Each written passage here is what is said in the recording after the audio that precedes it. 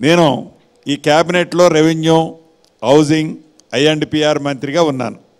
ఇక నాకు ఏ పార్టీలో పోయినా నాకు ఇంతకంటే పెద్ద గౌరవం ఏం దక్కుద్ది?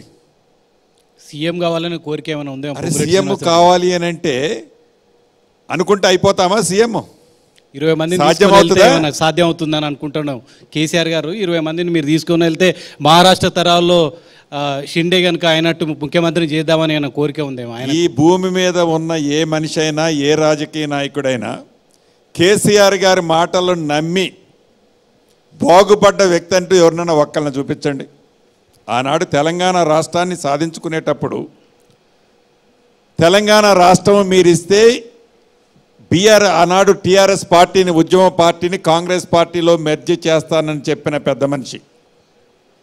అక్కడి నుంచి లగాయతూ వారి రాజకీయ story, TRS party story start అయ్యి ఏనాడైనా దేశ రాజకీయాల్లో కానివ్వండి, రాష్ట్ర రాజకీయాల్లో కానివ్వండి, ఏ ప్రముఖులతో తను ఇచ్చిన మాటల విషయంలో కానివ్వండి, చేతల దగ్గరకు వచ్చేసరికి కేసీఆర్ గారిని నమ్మిన వాళ్ళు ఎవరైనా బాగుపడ్డోళ్ళు ఒక్కళ్ళు ఉన్నారా? నమ్మకాన్ని నిలబెట్టుకున్న వ్యక్తిగా విశ్వసనీయత ఉన్న వ్యక్తేనా?